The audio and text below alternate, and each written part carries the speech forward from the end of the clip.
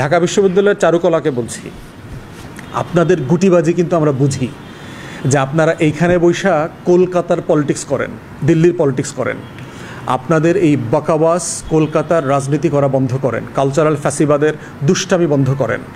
আমরা হাসিনার রাজনৈতিক চরিত্র যেহেতু বুঝে ফেলছি, ঢাকা বিশ্ববিদ্যালয়ের চারুকলার বাটপাড়িও আমরা বুঝতেছি।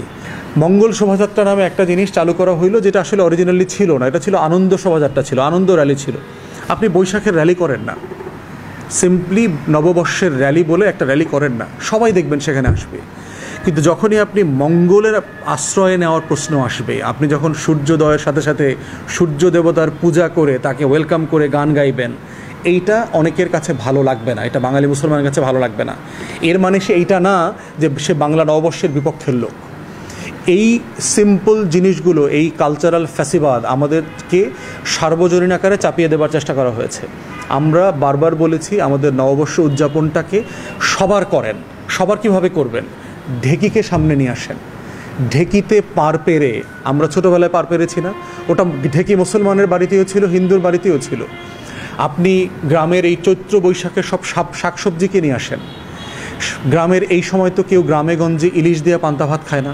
আমরা গ্রামের ছেলে বড় হয়েছি, গ্রামে তো কোনোদিন ইলিশ মাছ দিয়ে পান্তা ভাত খায়নি। পান্তা ভাত খায় মানুষ মরিচ পোড়া দিয়ে, কাঁচামরিচ দিয়ে খায়, আলু ভর্তা দিয়ে খায়, ডিম ভাজি দিয়ে খায়। অতএব এই শহরের এই ধরনের ফাতরামি, ফাইজলামি বন্ধ করেন। এগুলো নাই তো গ্রামে। আপনি যদি এটা আমার আচরণকে, আমার ট্র্যাডিশনকে, আমার ঐতিহ্যকে তুলে ধরতে চান, এটা সত্যতার সাথে করেন। এটাকে বাকাবাস করছেন কেন? ইলিশ মাছ হচ্ছে এই রাষ্ট্রের সবচেয়ে ধনী লোকের একটা খাবার, সেটাকে আপনি বলছেন আপনি সার্বজনীন। তাহলে ওই দিক থেকে আপনি একটা অন্য ধর্মের পূজনীয় জিনিস চাপিয়ে দিচ্ছেন।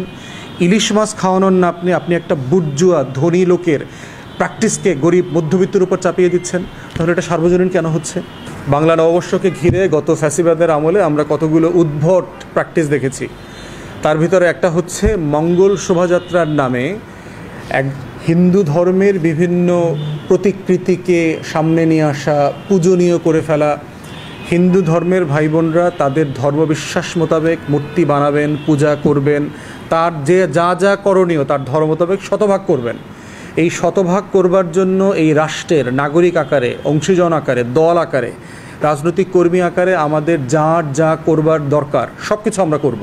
যেভাবে গণ অভ্যুত্থানের পক্ষে আমরা সবাই মিলে আলেম ওলামায়ে কেরাম, ইসলামী দল, তাবলিগ, তারপরে মাদ্রাসার ছাত্ররা মিলে মন্দির পাহারা দিয়েছি, আমরা রাত করে করে রোটেশন করে করে মন্দির পাহারা দিয়েছি, গির্জা পাহারা দিয়েছি।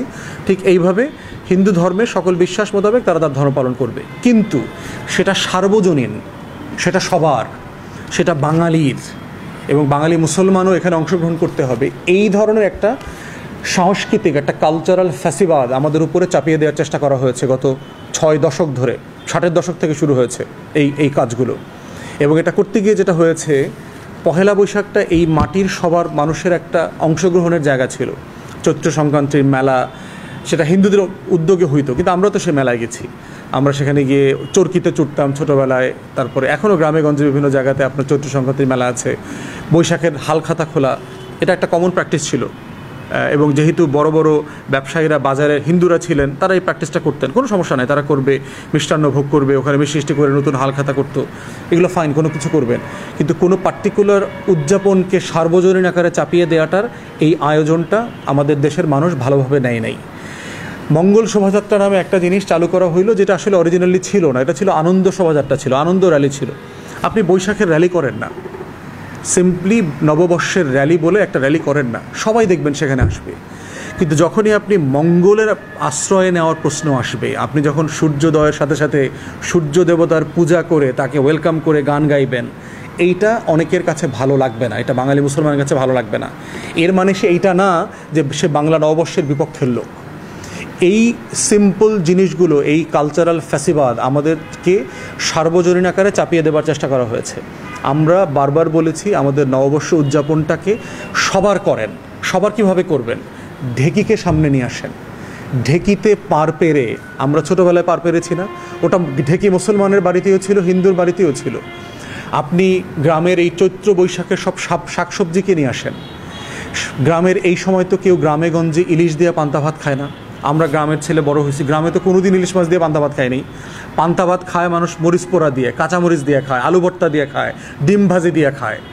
অতএব এই শহরের এই ধরনের ফাতরামি ফাইজলামি বন্ধ করেন। এগুলো নাই তো গ্রামে। আপনি যদি এটা আমার আচরণকে, আমার ট্র্যাডিশনকে, আমার ঐতিহ্যকে তুলে ধরতে চান, এটা সত্যতার সাথে করেন। এটাকে বাকাওয়াজ করছেন কেন? ইলিশ মাছ হচ্ছে এই রাষ্ট্রের সবচেয়ে ধনী লোকের একটা খাবার, সেটাকে আপনি বলছেন আপনি সার্বজনীন। তাহলে ওই দিক থেকে আপনি একটা অন্য ধর্মের পূজনীয় জিনিস চাপিয়ে দিচ্ছেন। ইলিশ মাছ খাওয়ানোর না আপনি একটা বুর্জুয়া ধনী লোকের প্র্যাকটিসকে গরিব মধ্যবিত্তের উপর চাপিয়ে দিচ্ছেন। তাহলে এটা সার্বজনীন কেন হচ্ছে? আপনি সার্বজনীন করবার চেষ্টা করছেন না তো। তাহলে সার্বজনীন করতে হলে কি করতে হবে? ওই যে ছেলেটা বলেছিল যে জাতীয় মাছ কোনটা বলছে না, সে বলছে হলো পাঙ্গাস মাছের কথা বলছে। সে মনে করে যে তেলাপিয়া মাছ হচ্ছে বাংলাদেশের জাতীয় মাছ, কারণ মাছের বাজারে এটাই সবচেয়ে সস্তা গোশতওয়ালা মাছ, যেটা 160 টাকা 180 টাকা কেজিতে পাওয়া যায়। অতএব পান্তা পিয়া করেন। তেলাপিয়ার পিয়া দিয়ে দেখলাম কেউ বলছে পান্তা পিয়া করেন। এই কোয়ান্টাম মেডিটেশন থেকে দেখলাম বিভিন্ন জায়গাতে আয়োজন করছে এবং খুব সস্তায় তারা করছে। আপনি তো ভাই গরিব মানুষকে রিপ্রেজেন্ট করতে হবে। এটাকে যদি আপনি সার্বজনীন করতে চান, আপনি সার্বজনীন করতে চাইলে আমার মোটর শাক, আমার আলুর শাক, আমার কলমি শাক, আমার পান পাতা, এগুলোকে তুলে ধরেন। আপনি আমার একতারা, আমার লালন, আমার হাসন রাজাকে তুলে নিয়ে আসেন। এখানে কেন কনসার্ট হবে? এখানে ব্যান্ড সঙ্গীত কেন বাজবে? আপনি করছেন পহেলা বৈশাখ, কিন্তু আপনি আয়োজন করছেন হচ্ছে ওয়েস্টার্ন হেভি মেটালের কনসার্ট আয়োজন করছেন কেন? এটা তো বৈশাখের সাথে যায় না। তাহলে আপনি ঘুড়ি কিনে আসেন না কেন? আমার সেই ঘুড়ি উৎসব ছিল, এই সময়টাতে আমরা কি প্রচণ্ড ঘুড়ি কাটাকাটি করতাম। আপনি জব্বরের বলি খেলা নিয়ে আসেন, আপনি মোরগ লড়াই নিয়ে আসেন, আপনি কুস্তি নিয়ে আসেন, আপনি ওই যে হাডুডু খেলতাম আমরা এই মৌসুমে, আপনি হাডুডুকে নিয়ে আসেন, আপনি এই যে সাঁতার প্রতিযোগিতা নিয়ে আসেন বুড়িগঙ্গায় বিভিন্ন জায়গাতে যেখানে পানি পরিষ্কার, আপনি সেই কম্পিটিশনটা করেন। আপনি এই যে লাঠি খেলা নিয়ে আসেন। অতএব যা কিছু আমার গ্রামের, যা কিছু আমার এই বাঙালির, আমার হাজার বছরের সংস্কৃতি, সেটাকে আপনি জেনুইনলি অর্গানিক পন্থায় তুলে নিয়ে আসেন। যেগুলো আমার না সেগুলো বাদ দিয়ে দেন, জোর করে চাপায়া দিয়েন না। চাপায়া দিয়ে যে লাভ হয় না, হাসিনার 16 বছরের অত্যাচার নির্যাতন এটার প্রমাণ। অত সেটাকে ভুলে যাবেন না। ঢাকা বিশ্ববিদ্যালয়ের চারুকলাকে বলছি, আপনাদের গুটিবাজি কিন্তু আমরা বুঝি, যে আপনারা এইখানে বৈশা কলকাতার পলিটিক্স করেন, দিল্লির পলিটিক্স করেন। আপনাদের এই বাকাওয়াস কলকাতার রাজনীতি করা বন্ধ করেন, কালচারাল ফ্যাসিবাদের দুষ্টামি বন্ধ করেন। আমরা হাসিনার রাজনৈতিক চরিত্র যেহেতু বুঝে ফেলছি, ঢাকা বিশ্ববিদ্যালয়ের চারুকলার বাটপাড়িও আমরা বুঝতেছি।